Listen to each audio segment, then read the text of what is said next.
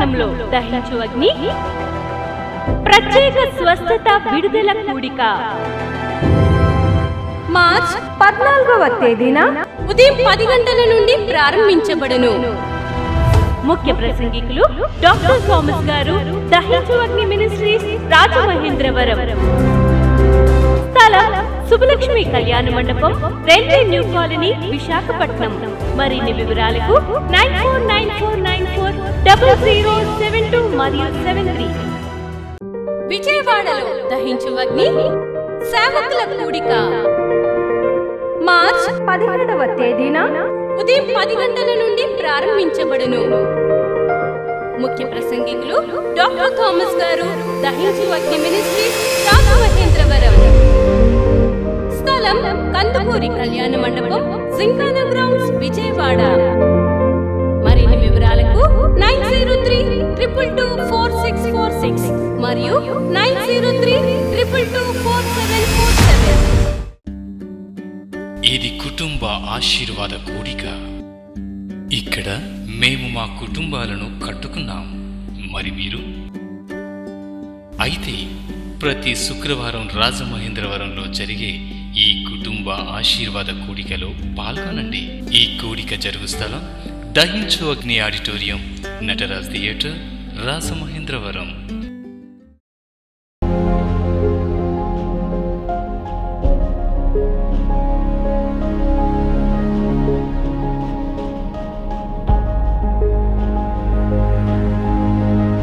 దేవుడు మొట్టమొదటిగా ఈ భూమి మీద సృష్టించిన మొట్టమొదటి కుటుంబం ఎవరు అంటే ఆదాము అవ్వలు. ఆదాము అవ్వల్ని దేవుడు ఒక అద్భుతమైన కుటుంబంగా సృష్టించాడు. దేవునికి స్తోత్రం. ఆ కుటుంబానికి దేవుడు ఏం చేశాడు అంటే అన్ని అవసరతలు తీర్చాడు. మొదటే వారికి కావలసిన సమస్తాన్ని సిద్ధపరిచాడు. సమస్తాన్ని సిద్ధపరిచిన తరువాతే వారిని పురుషుడిగా స్త్రీగా చేసినట్లుగా పరిశుద్ధ గ్రంథం మనకి కనబడుతుంది. హల్లెలూయా, హల్లెలూయా. దేవుడు వారిని ఆశీర్వదించాడు అని కూడా చెప్తున్నాడు. వారంతా సమస్తాన్ని చేసి అదంతా ఎలాగ చేస్తాడు దేవుడు అంటే మంచిదిగా చేస్తాడు. దేవుడు కుటుంబాల్లో చేసే కార్యం ఏంటి అంటే నీ కుటుంబానికి సమస్తాన్ని దేవుడు మంచిగా చేస్తాడు అని పరిశుద్ధ గ్రంథంలోని మొదటి పుస్తకంలో మొదటి వాక్యమే తెలియజేస్తుంది. అంటే దేవుడు కుటుంబాలకి దేవుడే కాదు, ఆ కుటుంబానికి మంచి వాటినిచ్చే దేవుడిగా మనకి కనబడుతున్నాడు. హల్లెలూయా. మంచి వాటిని దేవుడిస్తాడు. మొట్టమొదట కుటుంబానికి దేవుడు సమస్తాన్ని మంచిగా చేసిచ్చాడు. తరువాత ఇంకా ప్రత్యేకత ఏంటి అంటే వారిని ఆశీర్వదించాడు. మీరు ఫలించాలి, మీరు అభివృద్ధి పొందాలి, మీరు విస్తరించాలి, భూమిని నిండించాలి, దాన్ని లోపరుచుకోవాలి అంటున్నాడు. అంటే ఆశీర్వదించినప్పుడు కూడా దేవుడు పలికే విషయాలు ఏంటి అంటే మీరు ఇప్పుడు ఉన్నట్లుగానే ఉండద్దు కానీ ఇంకా కూడా మీరు వర్ధిల్లాలి. అంటే ఈ రోజున దేవుడు మంచి వాటిని నీకు ఇవ్వడమే కాదు, ఇంకా నీవు అభివృద్ధి పొందు, ఇంకా నువ్వు విస్తరించు, ఇంకా నువ్వు ఫలించు. దేవునికి స్తోత్రం. మనలో మనకున్నది కానీ మనలో ఉన్నది కానీ ఏదైనా కూడా అది ఇంకా ఇంకా అభివృద్ధి పొందాలని దేవుడు కోరుకుంటున్నాడు అని ఈ మొదట దేవుడు సృష్టించిన ఆదాము అవ్వల కుటుంబములో మనము గమనించగలుగుతున్నాం. అంటే మొట్టమొదట సృష్టించిన కుటుంబంలో దేవుడు ఈ కార్యాన్ని చేస్తాను అన్నప్పుడు నీ కుటుంబంలో అంటే దేవుడు ఈ భూమి మీద పుట్టే కుటుంబాలన్నిటిలో కూడా దేవుడు ఏం చేయాలని సంకల్పిస్తున్నాడు అంటే మేలు జరగాలని సంకల్పిస్తున్నాడు. ప్రతి కుటుంబాన్ని దేవుడు ఏం చేస్తాడు అంటే తన ఆశీర్వాదాలతో నింపుతాడు. తరువాత వారు ఉన్న స్థితిలోనే ఉండకుండా రోజు రోజు వారికి కలిగిందంతా కూడా అభివృద్ధి పొందాలని, అది విస్తరించాలని, ఫలించాలని దేవుడు కోరుకుంటున్నాడు అని మనం ఈ వాక్యం ద్వారా నేర్చుకోగలుగుతున్నాం. దేవునికి స్తోత్రం. హల్లెలూయా. అంతేకాదు దేవుని బిడ్డలారా, వారి కొరకు ఒక ప్రత్యేకమైన ఏదేను వనాన్ని వేసినట్లుగా మనం చూస్తున్నాం. ప్రత్యేకమైన ఏదేను వనం వారికి వేయబడింది. అందులో సమస్త ఫలవృక్షాలు ఉన్నాయట. ఆ సమస్త ఫలవృక్షాలతో పాటు దేవుడు జీవవృక్షము అనే ఒక వృక్షాన్ని కూడా అందులో పెట్టాడు. ఆ జీవవృక్ష ఫలాలను ఎవరు తింటారో వారు నిరంతరము దేవుడులాగా జీవించగలుగుతారు. హల్లెలూయా. నిరంతరం ఎలా జీవించగలుగుతారు? దేవుని వలె జీవించగలుగుతారు. ఇలాంటి గొప్ప కృపను దేవుడు వారికి ఇచ్చాడు.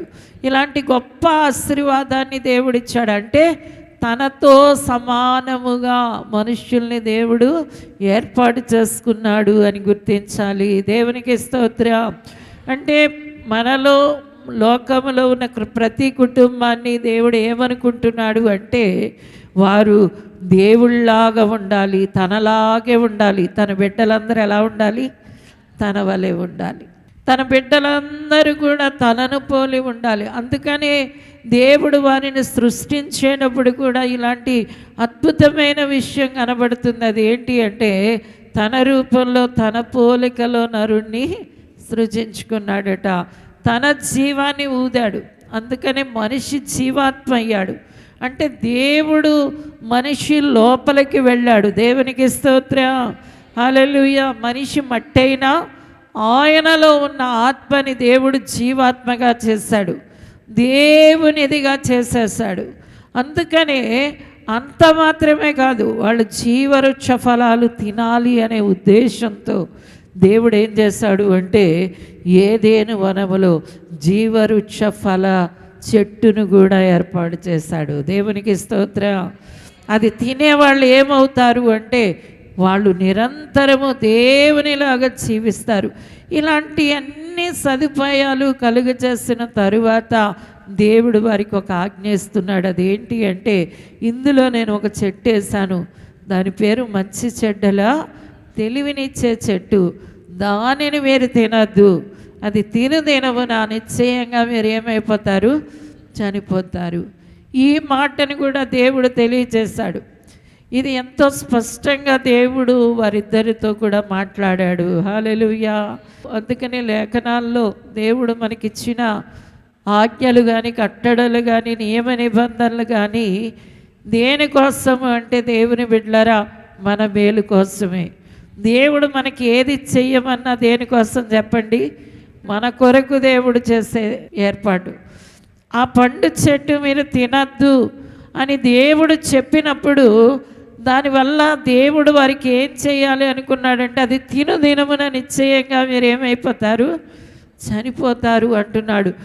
ఇలా దేవుడు వారిని హెచ్చరించి, కాబట్టి ఆ చావు మీకు రాకూడదు, కాబట్టి మీరు అలాంటి స్థితికి వెళ్ళిపోకూడదు అని దేవుడు ఏం చేస్తున్నాడు? వాళ్ళని హెచ్చరిస్తున్నాడు. ఈ రోజుల్లో దేవుడు మాట్లాడడం ఎందుకోసం అంటే దేవుని బిడ్డలారా మనము ఆశీర్వదింపబడాలనే దేవుడు మాట్లాడతాడు.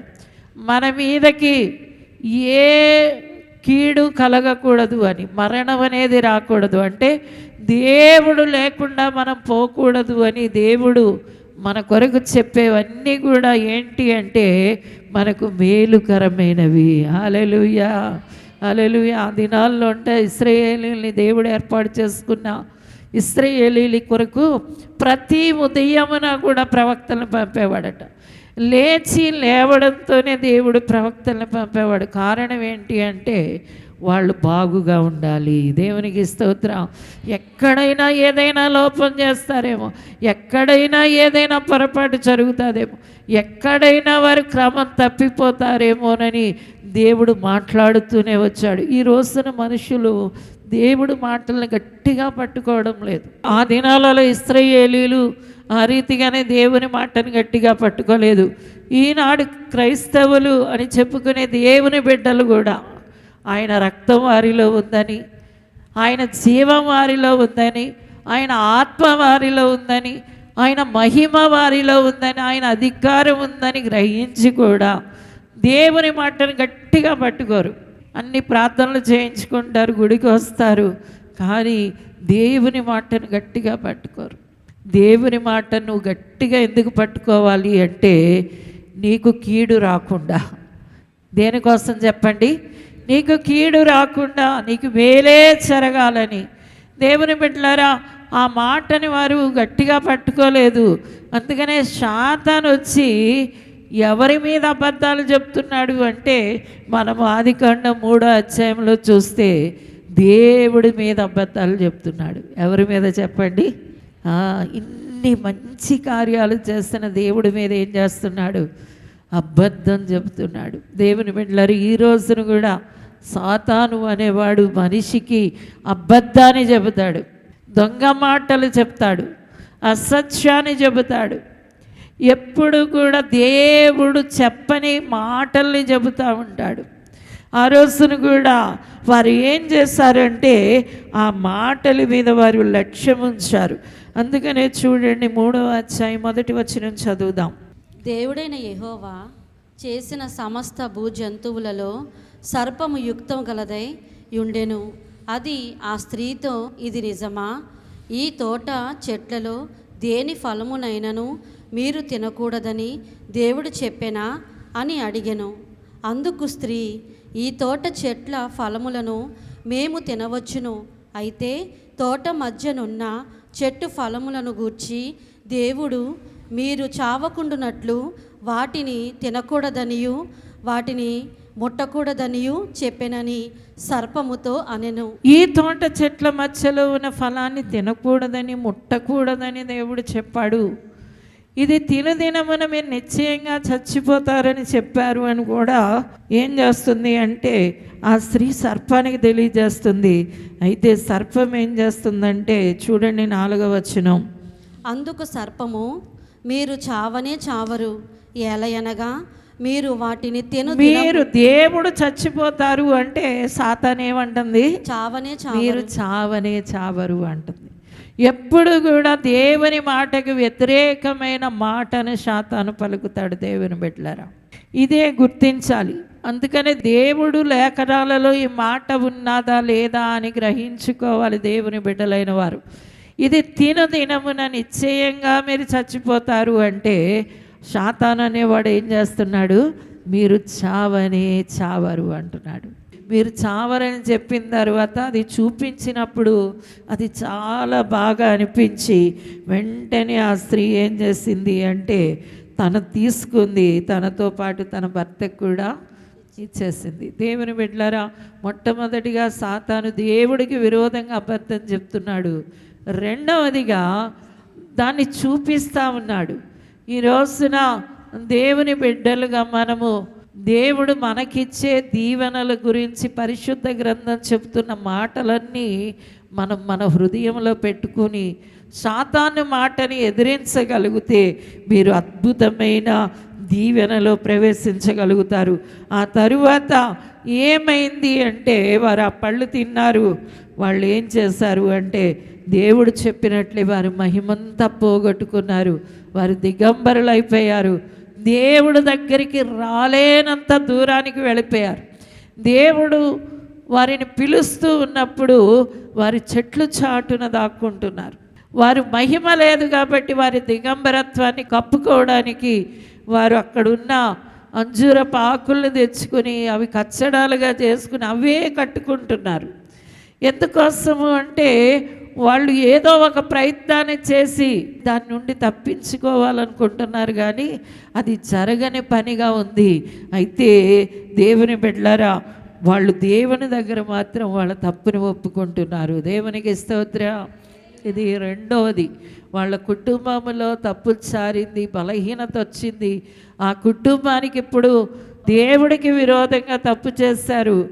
కానీ వాళ్ళు ఏం చేశారు అంటే దేవుడు వారిని పిలుస్తున్నప్పుడు వారు స్పందిస్తున్నారు. దేవునికి స్తోత్రం, హల్లెలూయా. దేవునికి మరలా స్పందిస్తున్నారు. దేవా, ఎందుకు మీరు దూరంగా ఉన్నారు అంటే మేము దిగంబరులుగా ఉన్నాం, ఈ చెట్టు చాటున ఉన్నామని చెప్తున్నారు. వెంటనే దేవుడు వారితో మాట్లాడినప్పుడు అంటున్నారు, నువ్వు ఇచ్చిన ఈ స్త్రీ తినమంటే నేను తిన్నాను అంటున్నాడు ఆదాము.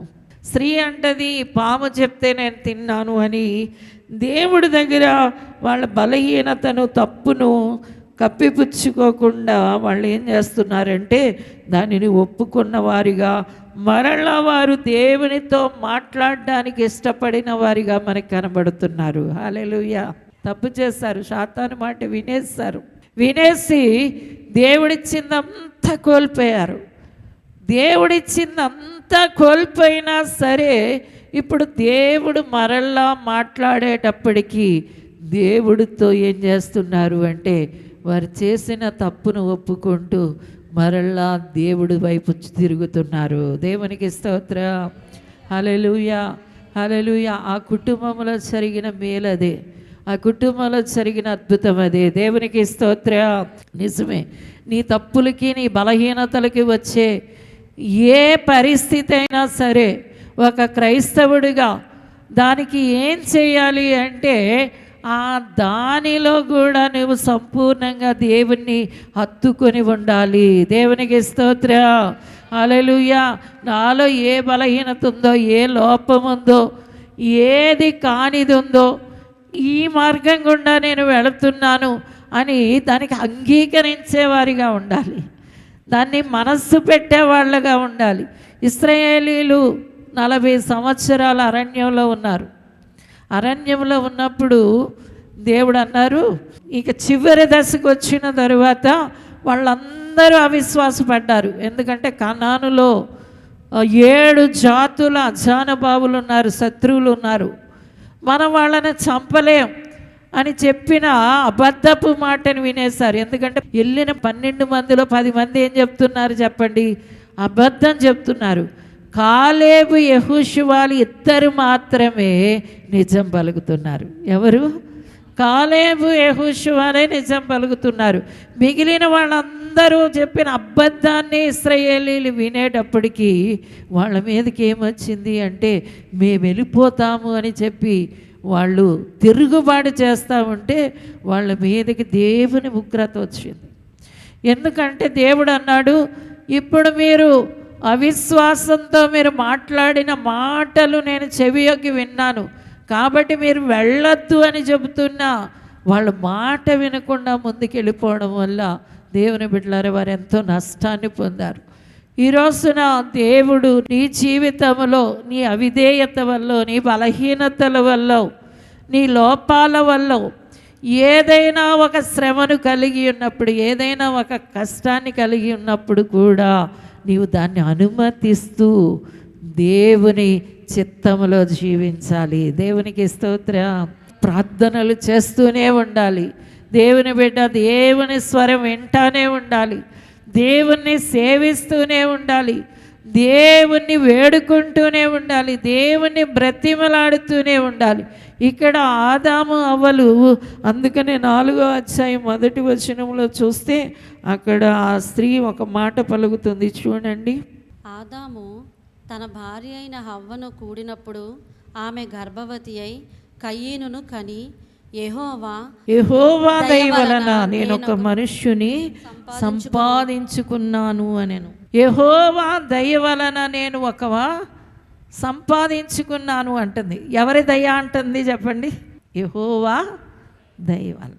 యెహోవా దయ వల్ల అంటే ఏమని ఆమె ఉద్దేశించింది? నిజమే, నేను దేవునికి విరోధంగా తప్పు చేస్తాను, దేవునికి విరోధంగా బలహీనపరచబడ్డాను, దేవునికి విరోధమైన లోపం కలిగి ఉన్నాను, నా మహిమను పోగొట్టుకున్నాను, ఏదేను ఆశీర్వాదాన్ని పోగొట్టుకున్నాను, దేవునివన్నీ పోగొట్టుకుని ఇప్పుడు వేదనతో కష్టంతో బతుకుతూ ఉన్నా నాకు దేవుడు దయ చూపుతున్నాడు అంటే వారు దేవుని దయను గుర్తించారు, దేవుని కనికరాన్ని గుర్తించారు, దేవుడు మంచితనాన్ని గుర్తించారు, దేవుని ప్రేమను గుర్తించారు.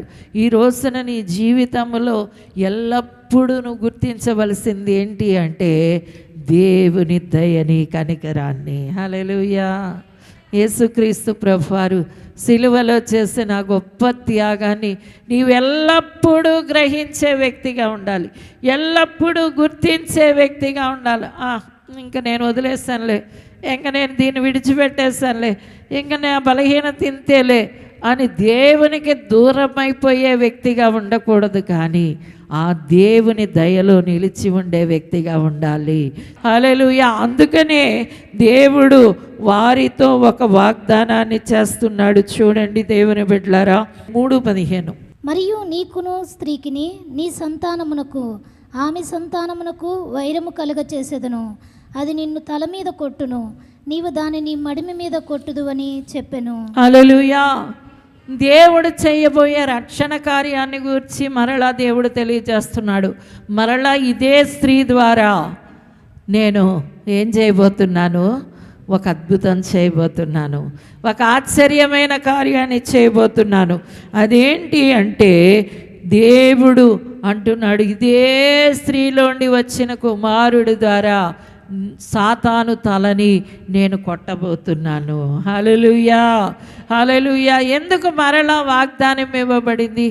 ఎందుకు మరలా దేవుడు వారితో మాట్లాడుతున్నారు అంటే, వారు దేవుని యొక్క తప్పు చేశారు, కానీ దేవుని దయని కనికరాన్ని వాళ్ళు గుర్తించారు. అలా గుర్తించడం వల్ల, వాళ్ళ తప్పిదాన్ని వాళ్ళు ఒప్పుకోవడం వల్ల మరలా వాగ్దానాన్ని ఏం చేస్తున్నారు? వాళ్ళు స్వతంత్రించుకోగలుగుతున్నారు. హల్లెలూయా. తర్వాత చూడండి 21వ వచనాన్ని చూద్దాం. దేవుడైన యెహోవా ఆదామునకును అతని భార్యకును చర్మపు చొక్కాయిలను చేయించి వారికి తొడిగించెను. ఆదాము అతని భార్యకి చర్మపు చొక్కాయలను చేయించి దేవుడు ఏం చేస్తున్నాడట? మరలా తొడిగిస్తున్నాడు. అంటే దేవుడు ఏం చేయలేదు చెప్పండి? విడిచిపెట్టలేదు. దేవుడు ఏం చేయలేదు? వదిలేయలేదు. దేవుడు వాళ్ళని ఇంకా త్రోసివేయలేదు. మరలా వాళ్ళ కోసం చర్మపు చొక్కాయలను చేసి దేవుడు తొడిగించినట్లుగా కనబడుతుంది. హల్లెలూయా. ఇది దేవుడు కనికరాన్ని నీవు ఎల్లప్పుడూ తలపోసుకోవాలి. నీవు ఏం చెయ్యాలి అంటే, ఒక దేవుని బిడ్డగా దేవుడి కృపలో నీవు విడుదల పొందాలన్నా, విమోచన పొందాలన్నా, నా బలహీనత ఇది, నా లోపం ఇది, నా స్థితి ఇది, ఇదే స్థితిలో ఉండకూడదు, కానీ నీకు దేవుడి ప్రేమ గుర్తుకొస్తూ ఉండాలి. దేవుడు వెలుగు నీ మీద పడేటట్లుగా ఆయన ప్రేమను జ్ఞాపకం చేసుకుంటూ ఉండాలి.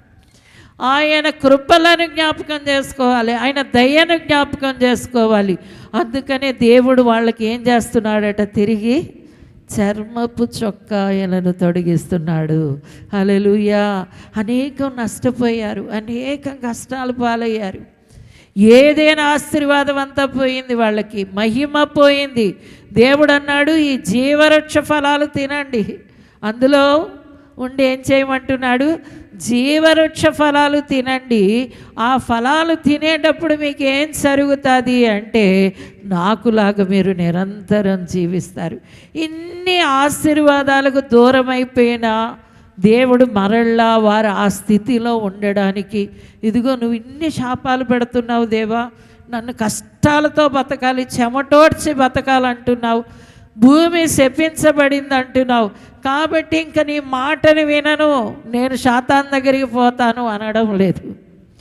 నన్ను వేదనతో పిల్లల్ని కనమంటున్నావు, నాకు ఈ భయంకరమైన దుస్థితి వచ్చింది, నాకు ఇంత కష్టం వచ్చింది అని నేను నిన్ను విడిచిపెడతాను అనడం లేదు.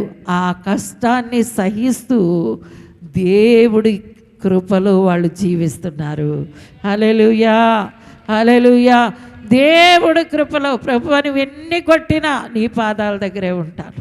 ఈ రోజున ఒక క్రైస్తవుడిగా నీవే వేదన గుండా వెళుతూ ఉన్నా కూడా దేవుణ్ణే హత్తుకోవాలి. దేవునికి స్తోత్రం. అప్పుడు నువ్వు మరలా వాగ్దానాలు పొందుకుంటావు, మరలా నూతన కార్యాలు పొందుకుంటావు. ఎందుకంటే దేవుని దయని ఎల్లప్పుడూ నీ మీద ఉంది.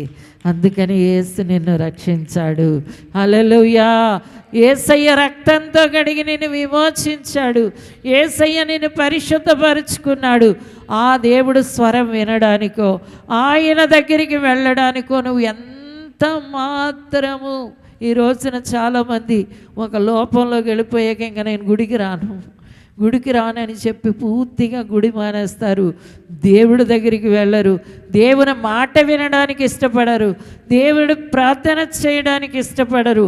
వాళ్ళకు వాళ్ళే నాశనం అవుతూ శాతానికి అప్పగించుకున్న వాళ్ళు అవుతారు. దేవుని బిడ్డ, నీ జీవితంలో ఎప్పుడూ కూడా శాతానికి అప్పగించుకోకు. ఎంత గోతిలో కలిపోయినా దేవుడు నేను పైకి లాగడానికి ఆయన ప్రేమ విస్తారమైనది.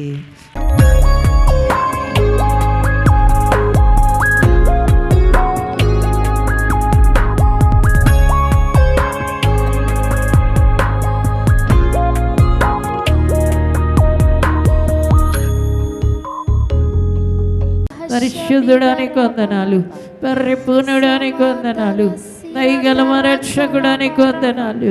అయ్యా, నీ బిడ్డలు అయ్యా నీలో జీవించుదురుగాక, నీలో నిలిచి ఉందురుగాక, నీలో స్థిరపరచబడుదురుగాక, పగలు రాత్రి నీ ప్రేమను తలపోసుకుందురుగాక. నీతో మాట్లాడడము కానీ నీ మాట వినడము కానీ ఏనాడు మానకుందురుగాక. ఆశీర్వదించండి, ఆశీర్వదించండి. యేసునామమున అడుగుచున్నాము తండ్రి, ఆమేన్, ఆమేన్. విశాఖపట్నంలో దహించు అగ్ని ప్రత్యేక స్వస్థత విడుదల కూడిక మార్చ్ 14వ తేదీన ఉదయం 10 గంటల నుండి ప్రారంభించబడును. ముఖ్య ప్రసంగికులు డాక్టర్ థామస్ గారు, దహించు అగ్ని మినిస్ట్రీస్, రాజమహేంద్రవరం. స్థలం సుబ్బలక్ష్మి కళ్యాణ మండపం, రైల్వే న్యూ కాలనీ, విశాఖపట్నం. మరిన్ని వివరాలకు 9494940072 మరియు 73. విజయవాడలో దహించు అగ్ని సేవకుల కూడిక మార్చ్ 17వ తేదీన ఉదయం 10 గంటల నుండి ప్రారంభించబడును. ముఖ్య ప్రసంగికులు డాక్టర్ థామస్ గారు, దహించు అగ్ని మినిస్ట్రీస్, రాజమహేంద్రవరం. స్థలం కందుకూరి కళ్యాణ మండపం, జింకానా గ్రౌండ్స్, విజయవాడ. మరిన్ని వివరాలకు 9032224646 మరియు 9032224747. ఇది కుటుంబ ఆశీర్వాద కూడిక. ఇక్కడ మేము మా కుటుంబాలను కట్టుకున్నాం, మరి మీరు? అయితే ప్రతి శుక్రవారం రాజమహేంద్రవరంలో జరిగే ఈ కుటుంబ ఆశీర్వాద కూడికలో పాల్గొనండి. ఈ కూడిక జరుగు స్థలం దహించు అగ్ని ఆడిటోరియం, నటరాజ్ థియేటర్, రాజమహేంద్రవరం. రాజమహేంద్రవరంలో దహించు అగ్ని 7 అభిషేక స్వస్థత ఆదివారపు ఆరాధనలు ఫిబ్రవరి 15వ తేదీ నుండి ప్రారంభించబడును. సికింద్రాబాద్ లో దహించు అగ్ని అద్భుత అసాధారణ కూడిక ప్రతి శనివారం సాయంత్రం 5 గంటల నుండి ప్రారంభించబడును. స్థలం SPG church ground, alpha hotel వెనుక, సికింద్రాబాద్. మరిన్ని వివరాలకు 9494940074. రాజమహేంద్రవరంలో దహించు అగ్ని అభిషేక ఆదివారపు ఆరాధన ఇప్పుడు ప్రతి ఆదివారం ఉదయం 9:30 నుండి ప్రారంభించబడును. తప్పక పాలు పొందండి, దైవిక ఆశీర్వాదం పొందండి. స్థలం దహించు అగ్ని ఆడిటోరియం, నటరాజ్ థియేటర్, రాజమహేంద్రవరం. మీ ప్రార్థన అవసరతలకు 9494940072 మరియు 73. ఈ టీవీ కార్యక్రమాన్ని చూసి ఆశీర్వదించబడినట్లయితే దహించు అగ్ని టీవీ పరిచర్యకు మరియు బ్లెస్సింగ్ ల్యాండ్ కు సహకరించండి. Dahinchu Agni trust current account number 357222444370, State Bank of India, main branch, Rajamahendravaram. My address doctor Thomas, Dahinchu Agni ministries, తుమ్మలోవా, Rajamahendravaram.